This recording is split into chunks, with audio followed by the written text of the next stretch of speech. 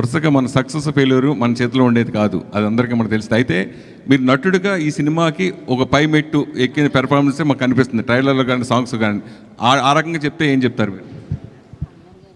అట్లా ఎందుకు అనిపిస్తుంది అంటే గౌతమ్ తిన్నూరి రైటింగ్ వల్ల, అనిరుద్ మ్యూజిక్ వల్ల, జొమాంటి జాన్, గిరీష్ గంగాధరన్ సినిమాటోగ్రఫీ వల్ల.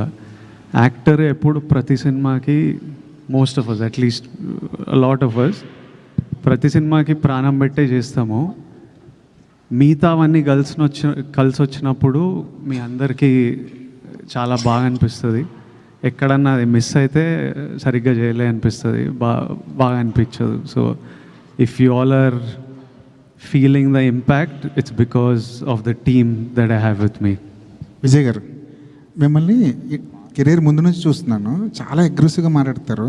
ఈరోజు మాత్రం స్కూల్కి వచ్చిన పిల్లాడు కూర్చుని పద్ధతిగా, చాలా కామ్గా, పొలైట్గా, చాలా పద్ధతిగా ఒక స్కేల్ ప్రకారం మాట్లాడుతున్నట్టు అనిపిస్తుంది. ఎందుకో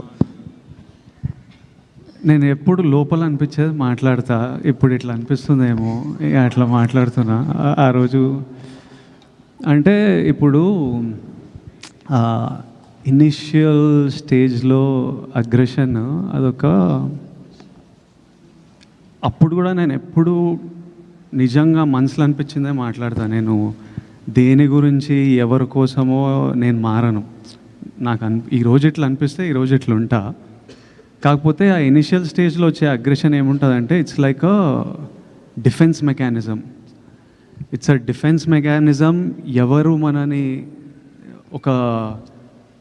ఒక ఫియర్, ఇన్సెక్యూరిటీ, డిఫెన్స్, నన్ను నేను ప్రొటెక్ట్ చేసుకోవాలి.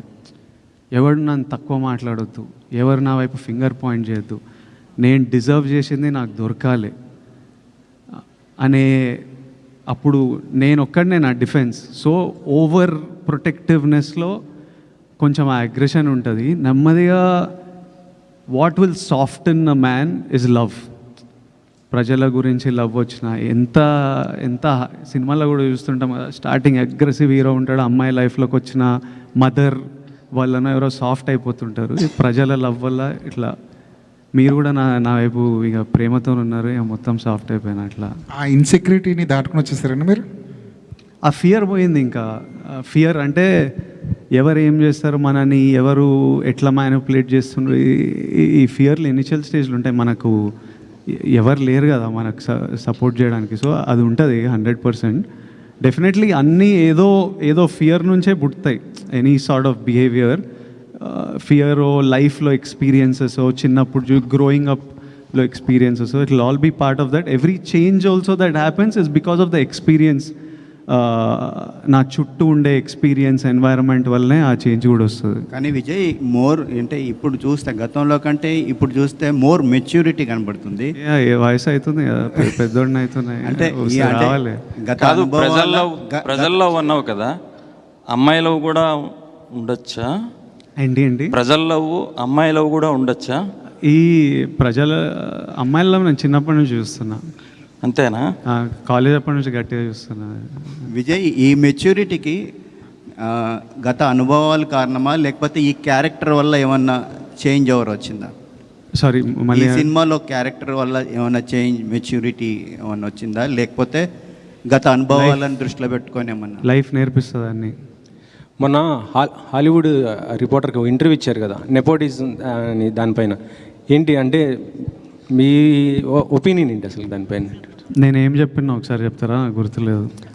అంటే ఏదన్నా డిసిషన్ తీసుకోవాలంటే వాళ్ళకి ఫాదరు లేకపోతే దాని వెనకాల ఎవరన్నా ఒకళ్ళు ఉండి దాన్ని, ఇది ఒక 6 నెలలు దాన్ని ఒక స్టోరీ ఎవరైనా చేయాలంటే దాన్ని రీక్రియేట్ రాయటం, ఇదంతా చేయడానికి దానికి ఎవరో ఒకరు సపోర్ట్ ఉండాలి. లేకపోతే దాన్ని ఎవరో ఒకరు బ్యాక్గ్రౌండ్ ఉంటుంటారు, నాది అట్లా కాదు, నాకు నేనే చేసుకోవాలి, నా వెనకాల ఎవరు లేరు అని. కాకపోతే సోషల్ మీడియాలో ఇదేమో నెపోటిజం, దీనిపైన ఇలానే వచ్చింది మొత్తం కూడా.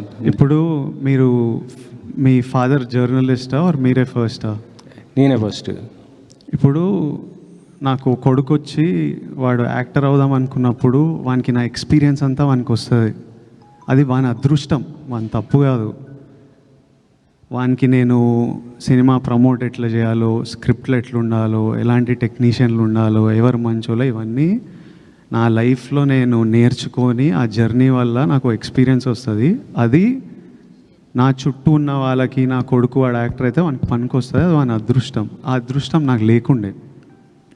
So what I'm saying was that I had to figure, నేను నేర్చుకోవాల్సి వచ్చేది అన్నీ ఒక తప్పులు చేసుకుంటూ ఎక్స్పీరియన్స్ అవుతూ ఓ ఇట్లా చేయవచ్చా, ఓ ఇట్లా చేయాలా అని చూసుకుంటూ నేర్చుకోవాలి. అది ఏ ఫీల్డ్ అయినా, నేను యాక్టర్ల గురించి కాదు, లైఫ్ ప్రపంచంలో డాక్టర్ కొడుకులు వాళ్ళకి ఎగ్జాక్ట్లీ ఏ స్ట్రీమ్ తీసుకోవాలి, ఎవరి దగ్గర వెళ్ళాలి, ఏ హాస్పిటల్లో ఎక్కడ సీట్ దొరుకుతుంది, ఏ కోర్స్ చూస్ చేయాలి, అన్నీ తెలుస్తాయి. ఎడ్యుకేటెడ్ పేరెంట్స్ ఉంటే అదొక వాళ్ళకు, ఇప్పుడు జర్నలిస్ట్, మీ కిడ్స్ జర్నలిస్ట్ అవ్వాలంటే ఎగ్జాక్ట్లీ మీరు గైడెన్స్ ఇవ్వగలుగుతారు. అది నేను చెప్పింది. ఆనంద్కి ఇస్తున్నారా? ఆనంద్కి వాడు నన్ను చూసి వానికి అర్థమైపోతుంటుంది కదా.